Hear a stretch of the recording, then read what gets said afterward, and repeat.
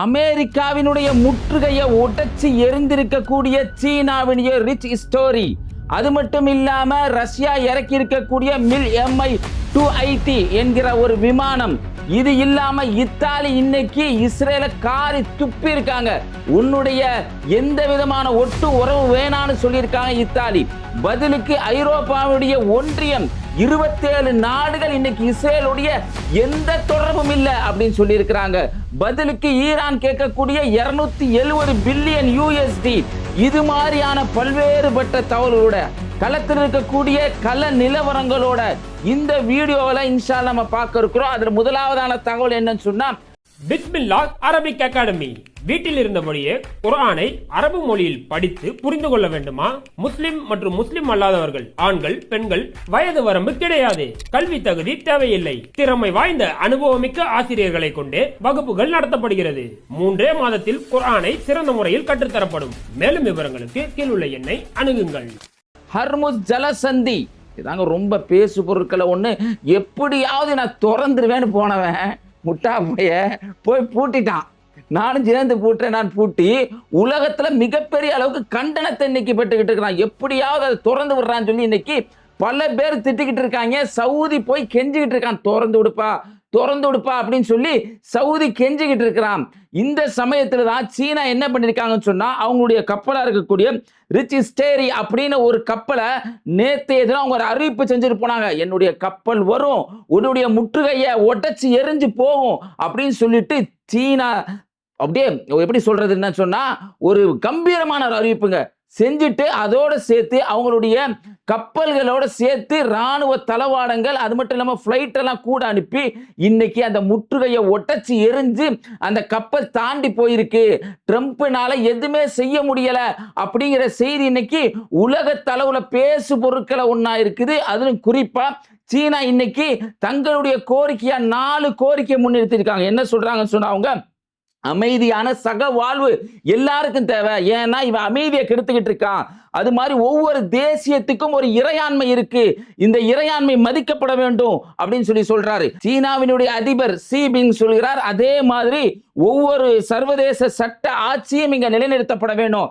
சர்வதேசத்துடைய சட்டத்தை இந்த அமெரிக்கா உடைச்சுக்கிட்டு இருக்காங்க, அதை நிலைநிறுத்தப்பட வேண்டும் என்று சொல்றாரு.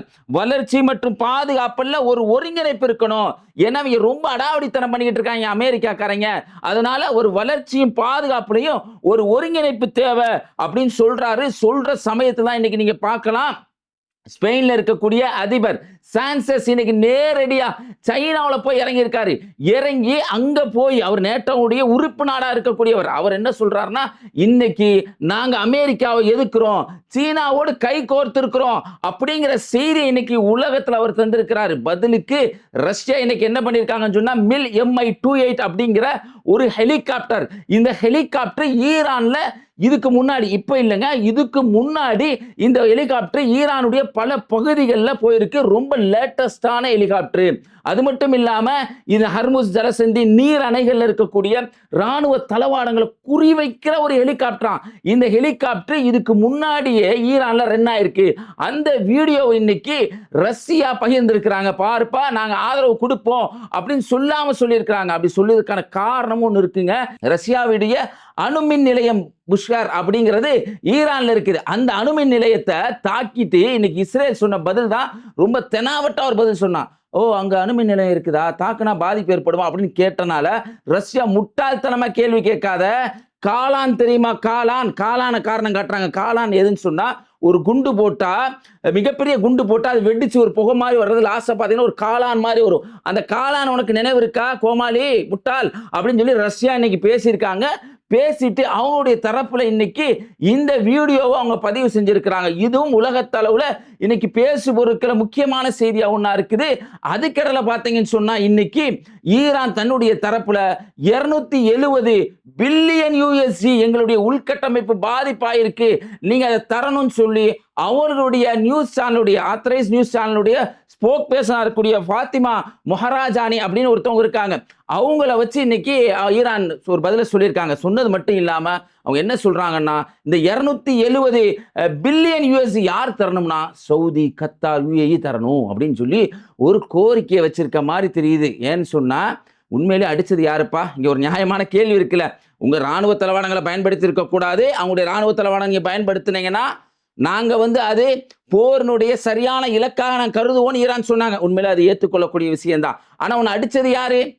அமெரிக்காக்காரன் தான் அடிச்சான், இஸ்ரேல்காரன் தான் அடிச்சான். ஆனா அதை விட்டுட்டு இன்னைக்கு கத்தார்ட்டையும் யுஏஇட்டையும் சவுதிட்டையும் இப்படி அமௌண்ட் கேட்கறது சரியில்லை அப்படிங்கிற மாதிரி ஒரு நடுநிலையான விமர்சனம் இருக்குங்க. அதையும் நம்ம நடுநிலையா தான் பார்க்குறோம். ஏன்னு சொன்னா அடிச்சவன் எவனோ அவன்கிட்ட இழப்பீடு கேட்கறதா ரொம்ப சரியா இருக்கும் அப்படிங்கிறதா யதார்த்தமான உண்மையா இருக்கு.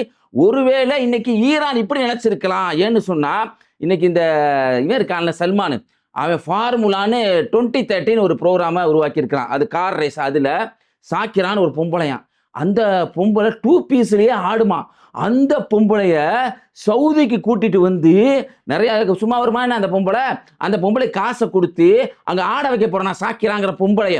இதெல்லாம் பார்த்தனாலேயோ என்னவோ இன்னைக்கு ஈரான் அந்த இடத்துல இவ்வளவு ஒரு பொம்பளையை கூட்டு வந்து ஆட்டம் போடுறியடா, டே அநியாயம் பண்றியடா, அதனால கொடுத்தா என்ன அப்படிங்கிற மாதிரி ஈரான் கேட்டிருக்கலாம் அப்படிங்கிறதும் நெட்டிசன்கள் பேசக்கூடிய வார்த்தைகள் ஒன்னா இருக்கு. ஆனா இப்படி ஒரு கேவலமான ஒரு ஆட்சியை, அது ஒரு புனித பூமி, பல நபிமார்கள் வந்த இடங்க. நம்ம இந்து மதத்தை சேர்ந்த நண்பர்களுக்கும் மற்ற நண்பர்களுக்கும் இந்த செய்தியை சொல்லணும். மக்கா என்பது பல நபிமார்கள் வந்த ஒரு பகுதி, மக்களுக்கு நல்ல உபதேசங்களை செய்த ஒரு புண்ணிய பூமி. அந்த பூமியில போய் 2 அதாவது அந்த உள்ளாடையோட சொல்ல முடியல, அந்த உள்ளாடையோட ஒரு பொம்பளை ஆட வைக்கிற நிகழ்வு இன்னைக்கு சல்மான் செஞ்சிருக்கனால இன்னைக்கு உலகமே காரி துப்பிக்கிட்டு இருக்காங்க. இதனால என்னவோ ஈரான் இப்படி அமௌண்ட் கேட்கலாம் அப்படிங்கிறத பேசிக்கிட்டு இருக்காங்க. பதிலுக்கு இன்னைக்கு சர்வதேச அளவுல ஐரோப்பியாவினுடைய ஒன்றியம், அதில் இருக்கக்கூடிய 27 நாடுகள், கிரீஸ், பின்லாந்து, போலந்து, இப்படி எல்லா நாடுகளும் இருக்கிறாங்க, பிரான்ஸ் இருக்கிறாங்க, ஜெர்மனி இருக்கிறாங்க, இப்படி 27 நாடுகள் இன்னைக்கு இஸ்ரேலுக்கு ஒரு தடையை போடுறாங்க. பகுதி அளவு பார்ட்டா ஒன்றை நாங்க பொருட்களை வாங்க மாட்டோம். அதனுடைய வேல்யூ மட்டும் பார்த்தீங்கன்னு சொன்னா 32%, அவனுடைய வருவாயில 32% என்பது பல $1 trillion. அந்த அளவுக்கு பொருளாதாரத்தை அவங்ககிட்ட வாங்க மாட்டோம்ப்பா அப்படின்னு சொல்லியிருக்கிறாங்க. பதிலுக்கு இத்தாலி என்ன சொல்றாங்கன்னு சொன்னா, எல்லா விதமான பாதுகாப்பு ஒப்பந்தத்திலிருந்து நான் இஸ்ரேல்கிட்ட இருந்து வெளியில வர்றோம், அதை நாங்க தற்காலிகமா நிறுத்தி வைக்கிறோம் அப்படிங்கிறத சொல்றாங்க. ஏன்னு சொன்னா இந்த ஒப்பந்தத்துல இத்தாலி இஸ்ரேல்கிட்ட இருந்து வாங்குற பொருட்கள் நீங்க பாத்தீங்கன்னா குறிப்பா ஒரு விமானத்தை வாங்குறாங்க. இது கல்ஃப் ஸ்ட்ரீம் G55 கிரேவ் அப்படின்னு சொல்ற ஒரு விமானம், ரேடாரோட சம்மந்தப்பட்ட ஒரு விமானமா. அந்த விமானம் அது சார்ந்த ட்ரைனிங் சிஸ்டம் எல்லாத்தையும் சேர்ந்து 7,000 கோடி ரூபாய் அந்த ஒரு விமானம் மட்டும். தொழில் சார்ந்த யுக்திகள், அதற்காக வேண்டி இராணுவத்தினுடைய கட்டமைப்புக்காக வேண்டி, இராணுவத்துடைய தகவல் தொடர்புக்காக வேண்டி, இப்படி அவங்களுக்கு மத்தியில ஒரு ஒப்பந்தம் இருக்குதான். இந்த ஒப்பந்தத்தை இன்னைக்கு இத்தாலி முடிச்சிருக்கிறாங்க. 7,000 கோடி ரூபாய் ஒப்பந்தத்தை நிராகரிக்கிறோம்னு சொல்லி இன்னைக்கு இஸ்ரேல் இருக்கக்கூடிய நெத்தனியா மூஞ்சில தூக்கி எறிகிற மாதிரி ஒரு காரியத்தை செஞ்சிருக்கிறாங்க. என்ன காரணம் இதுக்கு? எதுவா இருக்கலாம் அப்படிங்கிற சமயத்துல தான் இன்னைக்கு அழுதுகிட்டே பேசுறான் நெத்தனியாஹு. என்னன்னா, இனப்படுகொலைலாம் நாங்க இனிமேல் செய்ய மாட்டோம். அடப்பாவி, அப்ப இதுக்கு முன்னாடி செஞ்சலாம் இனப்படுகொலை தான், மறுக்க முடியாதுல்ல. இப்ப நாங்க முன்னுமேல் நாங்க திருந்திட்டோம், இனப்படுகொலை இப்படி செய்யறது இல்ல அப்படி இன்னைக்கு நெத்தனியா பேசியிருக்கிறான். இன்னைக்கு ஐரோப்பா ஒன்றியம் உட்பட, இத்தாலி உட்பட ஏன் அவங்க இதை நிராகரிச்சிருக்காங்கன்னு சொன்னா, போப் லியோ அவர்களை கேவலமா ட்ரம்ப் விமர்சிச்சது, கேவலமா சொன்னது. அது எப்படி பண்ணான்னு சொன்னா, போப்பையும் தாண்டி இயேசு கிறிஸ்துவோட அவங்களுடைய நம்பிக்கையை பத்தி சொல்றோம். இஸ்லாத்துடைய நம்பிக்கையை பொறுத்த மாத்திர ஈசா அலைஹிஸ்ஸலாம் அவர்கள் என்று சொல்லுவோம். ஏன்னா ஈசா அவங்க ஒரு நபி என்று நம்ம கருதுறோம். இறைவனுடைய புறத்திலிருந்து அற்புதமாக படைக்கப்பட்ட ஒரு நபியா இருக்கிறாங்க. இந்த உலக அழிவுக்கு முன்னாடி அவங்க வருவாங்க, தஜ்ஜால் என்கிற கொடியவனை கொல்லுவாங்க என்பதுதாங்க இஸ்லாத்துடைய நம்பிக்கை. கிறிஸ்துவனுடைய நம்பிக்கை எப்படின்னு சொன்னா, அதை நம்ம ஏற்றுக்கொள்ளல, ஏன்னா நம்ம நடிக்கக்கூடாது, நான் ஏற்றுக்கிட்டோம் அப்படிலாம் அடிக்கல, அதை நாங்கள் மாற்றுக்கருத்துடையவர்களாக தான் இருக்கிறோம், அதை மறுக்கலாம் முடியாது. அப்படி இருக்கக்கூடிய அந்த அவங்களுடைய கிறிஸ்துவ மக்களுடைய நம்பிக்கை என்னன்னு சொன்னா, அதாவது இயேசு கிறிஸ்து இறைவனுடைய புதல்வர் அப்படின்னு நம்புறாங்க. அவருடைய ரத்தத்தினால ஜெபம் அப்படின்னு நம்புறாங்க. அவர் எல்லா மனிதர்களுடைய பாவங்களை கழிக்கிறதுக்காக ரத்தத்தை போக்குனாரு, ஓட்டுனாரு அப்படிங்கிறது கிறிஸ்துவ மக்களுடைய நம்பிக்கையா இருக்கிறது. அந்த நம்பிக்கைக்கு உரிய ஆளே நான் தான் ட்ரம்ப். எப்படின்னா, போப்பை விமர்சனம் செஞ்சுட்டு நான் தான் இனிமேல் இயேசு, அதான் கிறிஸ்துவ மக்களோட நம்பிக்கை. பார்த்தா நானா பிதாவுனுடைய மகன் வந்துட்டேன், பார்த்தீங்களா, எல்லாத்தையும் நான் குணப்படுத்துறேன் அப்படின்னு சொல்லி ஒரு போட்டோவை பதிவு போட்ட உடனே உலகத்தளவுல மிகப்பெரிய கண்டனங்க. இத்தாலி அதனாலதான் நிராகரிச்சிருக்காங்க. ஐரோப்பிய ஒன்றியம் அதனால் நிராகரிச்சிருக்காங்க. ஜேடி வான்ஸை கூப்பிட்டு கேட்குறாங்க. கேட்டு என்ன ஆள் இப்படி பேசுங்க அப்படின்னு கேட்டால் அது இல்லை சும்மா ஒரு காமெடி அப்படிங்கிறாங்க. அங்கே இருக்கிற அமெரிக்காவில் இருக்கக்கூடிய நான்சி போன்ற இடதுசாரி சிந்தனையோட மக்கள் என்ன சொல்கிறாங்கன்னா, அவனை ஏதாவது டாக்டர் கிட்ட கூட்டு போங்களேன், ஏதாவது ஒரு டாக்டருக்கு மனநல ஆஸ்பத்திரி கூட்டு போய் காட்டுங்களேன் அப்படின்னு சொல்லக்கூடிய அளவுக்கு கோமாளித்தனமான ஒரு வேலையை ட்ரம்ப் தொடர்ந்து செஞ்சுக்கிட்டே வர்றான். இன்னைக்கு பார்த்தீங்கன்னா ட்ரம்ப்புக்கு எதிரான பலவிதமான கண்டனங்கள் பதிவு செய்யப்பட்டு வருது. இன்னைக்கு இதுக்கிடையில பார்த்தீங்கன்னா ட்ரம்ப் இந்த போர்ல MQ-9 ரிப்பேர் அப்படிங்கிற ஒரு ஆளில்லா விமானம், இந்த விமானத்தை பத்தி கடந்த வீடியோக்கள் நம்ம நிறைய பேசியிருக்கோம் போருடைய காலங்கள்ல. அந்த விமானம் பர்டிகுலரா அந்த விமானத்துல மட்டும் அமெரிக்காவுக்கு இழப்பு எவ்வளோன்னு பார்த்தீங்கன்னா 720 மில்லியன் USD அளவுக்கு பொருளாதாரத்தை இழந்திருக்கான் அப்படிங்கிற செய்தியை இன்னைக்கு அமெரிக்க மக்கள் சொல்லிக்கிட்டு இருக்கிறாங்க. இந்த ஹர்முஸ் ஜலசந்தியை மூடினா என்ன ஆகும்னு சொன்னா மிகப்பெரிய அளவுக்கு பொருளாதார நெருக்கடி ஏற்படும், பெட்ரோலுடைய விலை உயரும். ட்ரம்ப்புக்கு டெஹரான் எதிரியா மாற மாட்டாங்க, உள்ள இருக்கக்கூடிய அமெரிக்க நாடுகளை எதிரியா மாறிடுவாங்க அப்படின்னு சொல்லக்கூடிய அளவுக்கு இன்னைக்கு நிகழ்வு நடந்துகிட்டு இருக்கு. இதுக்கிடையில இஸ்லாமிய நாடுகள் வழக்கம் போல இந்தோனேசியா அவனுடைய முகத்தை காட்டியிருக்கிறான். மாலக் ஜலசந்தின்னு ஒன்று இருக்காங்க. இந்த ஜலசந்தி வழியா சீனாவுக்கு 60%, அதாவது அவங்க ஒரு நாளைக்கு பார்த்தீங்கன்னு சொன்னால் 11 பில்லியன் USD அளவுக்கு அவங்களுடைய பொருளாதாரம் கச்சா எண்ணெய் ஒரு நாளைக்கு வருது. அதில் இந்த மாலக் ஜலசந்தியில் மட்டும் பார்த்தீங்கன்னு சொன்னால் கிட்டத்தட்ட 60% அதில் இருக்குது, மீதி எல்லாம் ஹர்முஸ் ஜலசந்தியில் இருக்குது. இன்னைக்கு இந்த மாலக் ஜலசந்தியில் போய் அமெரிக்காவுடைய ஹெக்ஸத் போய் உடனே ஒரு ஒப்பந்தம் போடுறான். இந்தோனேசியா உடனே கையெழுத்து போட்டு என்னப்பா நாங்கள் கூட்டாட்சி இராணுவ பயிற்சி எல்லாத்தையும் ஈடுபட போகிறோம் அப்படின்னா என்ன அர்த்தம்னா, அமெரிக்காவுடைய முற்றுகையை உடைச்சிக்கிட்டு நீ வேற வழியா வந்தேன்னா மாலக் ஜலசந்தி வழியா நாங்க ஒரு ஒப்பந்தம் போட்டு இந்தோனேசியாவோட சேர்ந்து நான் உன் கப்பலை வர விடாம தடுப்பேன்ப்பா அப்படின்னு அமெரிக்கா போட்டிருக்கூடிய இந்த ஒப்பந்தத்துல இந்த கேடுகெட்ட இந்தோனேசியாவுடைய ஆட்சியாளர்கள் சேர்ந்திருக்காங்க அப்படிங்கிறதா மக்கள் வைக்கக்கூடிய விமர்சனமாக இருக்கு. நம்மளுடைய விமர்சனமும் அதுவாக தான் இருக்குது. இன்னைக்கு பார்த்தீங்கன்னா பதிலுக்கு ஹிஸ்புல்லாக்கள் பேசியிருக்கக்கூடிய வார்த்தை எந்த அளவுக்குன்னு சொன்னா, அவருடைய தலைவராக இருக்கக்கூடிய நயீம் என்ன சொல்றாருன்னு சொன்னா, எங்களுக்கு களைப்பு கிடையாது, ஓய்வு கிடையாது, எல்லா முனைகளிலும் உன்னை எதிர்த்து கொண்டே இருப்பதுதான் எங்களுடைய வேலை அப்படின்னு சொல்லிட்டு நயீம் காசிம் சொல்றாரு. சொன்ன உடனே இப்பதான் கொஞ்ச நேரத்துக்கு முன்னாடி பேட்டி கொடுத்தாங்க, இனப்படுகொலையே நாங்கள் செய்யலன்னு சொன்னாங்கல்ல, ஒரு ட்ரோன் வீடியோவை காட்டுறாங்க. அதில் அப்பாவி ஒரு லெபனான் வாசி வந்து ஒரு இடத்துல உட்காந்துருக்கிறாரு, அதை கொண்டு அவர் மேலே அவர் இந்த ட்ரோனை பார்த்து பயப்படுறாரு, அதை அப்படியே கொண்டு அவர் மேலே போட்டு அடித்து இதுதான் பாரு கிரவுண்ட் ரியாலிட்டி, நீ சொன்ன கிரவுண்ட் ரியாலிட்டி பார்த்தியா எப்படி நான் மக்களை கொண்டுட்டேன்னு சொல்லி இன்னைக்கு அந்த ட்ரோன் வீடியோ இங்கே போட்டுக்கிட்டு இருக்காங்க. இதுக்கிடையில ஹிஸ்புல்லாக்கள் அவர்களுடைய ரத்வான்கிற உயரிய படை ஒன்று இருக்குது, அந்த படையில இவங்க இருக்கக்கூடிய மிகப்பெரிய ஒரு பகுதி இருக்குது, ஜான் பெல்ட் அப்படின்னு சொல்றாங்க. அந்த பகுதியில் இன்னைக்கு ஹிஸ்புல்லாக்கள் ரொம்ப ஸ்ட்ராங்கா இருக்கிறாங்க. பல நாட்கள் இஸ்ரேல் நாலாபுறங்கள் முற்றுகையிட்டா கூட ரத்வானுடைய எதிர்ப்பு, அந்த படைகளுடைய எதிர்ப்பு இன்னைக்கு உள்ளேயே போக முடியாத அளவுக்கு இன்னைக்கு இஸ்ரேலுடைய ராணுவம் அங்க கஷ்டப்பட்டுக்கிட்டு இருக்கு அப்படிங்கிற செய்தி இன்னைக்கு கிடைச்சிருக்கு. தொடர்ந்து பார்த்தீங்கன்னு சொன்னா லெபனானில் இருக்கக்கூடிய பல உள்கட்டமைப்புகள் சாதாரண மக்கள் மீது தொடர்ந்து தாக்குதல் நடத்தலாம். கிட்டத்தட்ட 6700 பேர் இந்த சமீப காலத்தில் அவங்க பாதிப்புள்ளாயிருக்கிறாங்க. 10 லட்சம் பேர் அவங்க சொந்த இடத்தை விட்டு தாண்டி வேற இடத்துக்கு போயிருக்காங்க அப்படிங்கிற செய்தி நம்மளுக்கு கிடைச்சிருக்குங்க. பார்த்தீங்கன்னு சொன்னா தொடர்ந்து சவுதி, கத்தார் இது போன்ற நாடுகள் எல்லாம் அவங்க அமெரிக்காட்ட போய் நீங்க வந்து எப்படியாவது இந்த ஹர்முஸ் ஜலசந்தியை திறந்துருங்க, ஏன்னு சொன்னா எங்களுக்கும் பாதிப்பு ஏற்படும், எங்களுக்கு பிரச்சனை வரும் அப்படிங்கிற ஒரு கோரிக்கையை தொடர்ந்து அவங்க வச்சிருக்கிறாங்க அப்படிங்கிற செய்தி நம்மளால பார்க்க முடியுது. முஸ்லிம் நாடுகள் பயந்துகிட்டு இருக்க இந்த சமயத்துல இன்னைக்கு பார்த்தீங்க சொன்னா கனடாவினுடைய அதிபராக இருக்கக்கூடிய மார்க் ஒரு தகவலை சொல்லியிருக்கிறாரு, இனிமேல் அமெரிக்காவை நம்பி நம்ம ஒண்ணுமே செய்ய முடியாது, இன்னைக்கு தொடர்ந்து நம்ம அமெரிக்காவை நம்ப கூடாது அப்படிங்கிற செய்தி அவர் சொல்லியிருக்கிறாரு. இதுக்கிடையில சர்வதேச அளவுல இன்னைக்கு கச்சா எண்ணெயுடைய விலை நம்ம குறைஞ்சிருக்கு. கச்சா எண்ணெயுடைய விலையை குறைஞ்சா நம்ம எல்லாத்துக்கும் தெரியும் பேச்சுவார்த்தையில ஒரு முன்னெடுப்பு ஏற்படுது அப்படிங்கிறதா பரவலா நம்ம தெரிஞ்சுக்க வேண்டிய விஷயம். அதாவது கச்சா எண்ணெயுடைய விலை குறைஞ்சாவே பேச்சுவார்த்தையில் ஒரு பாசிட்டிவான வைப்ரேட் இருக்கு அப்படிங்கிறது தான் எல்லாரும் தெரிஞ்சு செய்றீங்க. இன்னைக்கு பார்த்தீங்கன்னு சொன்னா பாகிஸ்தான்ல வரக்கூடிய வியாழக்கிழமை அன்னைக்கு 2வது கட்ட பேச்சுவார்த்தை நடக்க இருக்குது அப்படிங்கிறதும் சர்வதேச அளவுல செய்தியாகவும் இருக்கு. அதே சமயத்துல கச்சா எண்ணெயுடைய விலையும் குறைஞ்சு போயிருக்கு அப்படிங்கிறத தெரிஞ்சுக்க வேண்டிய செய்திகள் ஒன்றா இருக்கு. ஒவ்வொரு வீடியோனுடைய கடைசி பகுதியிலும் காசா மக்களுடைய கண்ணீர் கதையை நம்ம இறைவனுடைய பேரருளால் நம்ம சொல்லிக்கிட்டு வர்றோம். அப்படி நம்ம தெரிஞ்சுக்க வேண்டிய மிக முக்கியமான செய்திகளில் இந்த செய்தியும் ஒன்றுங்க.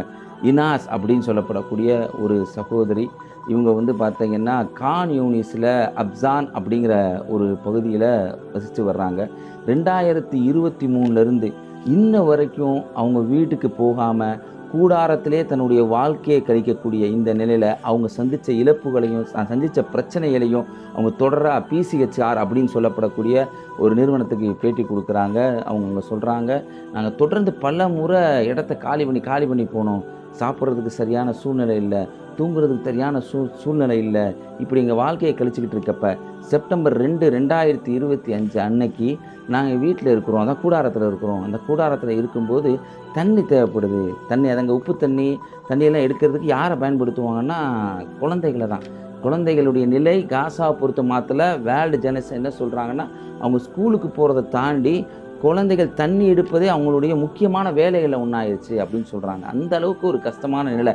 தொடர்ந்து தண்ணி எடுக்கிறதுக்காக தன்னுடைய மகள் நசீரையும் ஹைபாவையும் அவங்க அனுப்புகிறாங்க.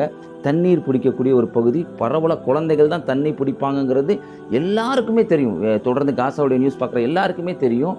அந்த பகுதிகளில் இவங்க குழந்தை உட்பட பல பேர் சரியாக இந்த 2 செப்டம்பர் 2, 2025 மதியம் 1:40 அளவில் அந்த குழந்தைய தண்ணி பிடிக்க போகிறப்ப அந்த இடத்துல இஸ்ரேல் ஒரு குண்டை போட்டானா எந்த அளவுக்குன்னா, இந்த சத்தத்தை கேட்டவுடனே அவங்க என்ன சொல்கிறாங்கன்னா, என்ன பண்ணுறாங்கன்னா, நசீரையும் ஹைபாவையும் காப்பாற்றுவதற்காக என்ன ஏற்பட்டுச்சு தண்ணி பிடிக்கிற இடத்துலன்னு சொல்லி பார்க்குறதுக்காக வேகமாக ஓடுறாங்க. போய் அவங்க பார்க்குற சமயத்தில் சொல்கிறாங்க, ரத்த ஆறு மாதிரி அப்படியே இருந்துச்சு. எல்லா குழந்தைகள் எல்லாரும் அப்படியே இருந்தாங்க. என் புள்ள எங்கே நான் தேடினேன். அப்போ போய் நசீரை நான் போய் பார்க்குறேன். பார்த்தா ஒரு குண்டு தாக்கி நசீருடைய கண்ணு அந்த தலை எதுவுமே இல்லாமல் இருந்துச்சு. ஹைபா அதோடைய சின்ன குழந்தை. ஹைபா குழந்தை அப்படியே குப்புற கிடந்துச்சு. நான் எடுத்து திருப்பி பார்க்குறேன். அப்படியே அந்த ஹைபாவோட குழந்தையுடைய நெஞ்சில் குண்டடிப்பட்டு ரத்தம் பீறிட்டு வருது. நான் என் 2 குழந்தைகளை அப்படியே அணைச்சிக்கிட்டு அலறி துடிக்கிறேன். நான் மக்கள்லாம் பக்கத்தில் வர பயப்படுறாங்க. ஏன்னா மறுபடியும் தாக்குதல் நடத்தி நான் என்ன பண்ணுறது, அப்படிப்பட்ட வேலையை செஞ்சாங்க இஸ்ரேல். அதனால் என்ன பண்ணுறது அப்படின்னு சொல்லி எல்லோரும் வராமல் இருந்தாங்க. கிட்டத்தட்ட ஒரு அரை மணி நேரம் கழித்து மெயின் ரூட்டுக்கு ஆம்புலன்ஸ் வந்துச்சு. நான் எடுத்துக்கிட்டு என் குழந்தை நாசர் மருத்துவமனைக்கு கொண்டு போனேன். சரியாக 2:30 மணி அளவில், அதாவது 1:30க்கு உயிரோடு இருந்த குழந்தைங்க 2:30க்கு இஸ்ரேல் என்ற இந்த கொடிய நாடால் கொல்லப்படுறாங்க. அந்த குழந்தை இறந்து போனாங்க. இறைவன் அந்த குழந்தைகளுக்கு ஷஹீதுடைய பாக்கியத்தை கொடுக்கணும் அப்படின்னு சொல்லிட்டு அந்த தாய் துவா செஞ்சுட்டு எல்லா கஷ்ட நிலையும் சொல்கிறாங்க. எப்படியெல்லாம் நான் வாழ்ந்தேன், எப்படிலாம் கஷ்டப்பட்டேன், என்னுடைய கணவர் முகமது இப்ராஹிம் எப்படி கஷ்டப்பட்டார் அப்படிங்கிறது எல்லாத்தையும் சொல்லிட்டு வந்து, என்ன நிலை இருந்தாலும் பரவாயில்ல, எப்படிப்பட்ட சூழல் இருந்தாலும் சரி, எல்லா நிலையிலும் நாங்கள் அல்லாஹ்வை புகழுவோம், அல்ஹம்துலில்லாஹ், நாங்கள் நல்லா இருக்கிறோம் அப்படின்னு ஒரு பதிவு செய்கிறாங்க. உண்மையிலே அதை படிக்கும்போது நம்மளுடைய வாழ்க்கையை ஒப்பிட்டு பார்க்க வேண்டியிருக்குங்க. எல்லா நிலைகளும் அல்லாஹ்வை புகழ்கிறேன் அப்படிங்கிறாங்க. இந்த சூழ்நிலை கூட குழந்தையை பறி கொடுத்து வீடு இல்லாமல் சாப்பாடு இல்லாமல் இருக்கக்கூடிய இந்த நிலை கூட அல்லாஹ்வை புகழ்கிறாங்கன்னா, எல்லா நல்ல நிலையிலும் வாழ்கிற நம்ம அல்லாஹ்வை புகழ்கிறோமா என்பதை நம்ம சிந்தித்து பார்க்கணும். இறைவனுக்கே எல்லா புகழும் சொல்ல உண்மையிலேயே நம்ம ரொம்ப ரொம்ப கடமைப்பட்டிருக்கோம் அப்படிங்கிறத நம்ம நிலைநிறுத்தணும். அதே மாதிரி இனாஸ் அவர்களுக்கும் நேசர் ஹைபா அவர்களுக்கும் நம்ம ஒவ்வொருவரும் துவா செய்யக்கூடிய ஒரு நன்மக்களாக இருக்கணும். இந்த வீடியோவை பற்றி உங்களுடைய கருத்துக்களை கமெண்ட்டில் பதிவு செய்யுங்க. இந்த வீடியோ உங்கள் நண்பருக்கு அதிகமாக ஷேர் செய்யுங்க. இணைந்திருப்போம். அஸ்ஸலாமு அலைக்கும்.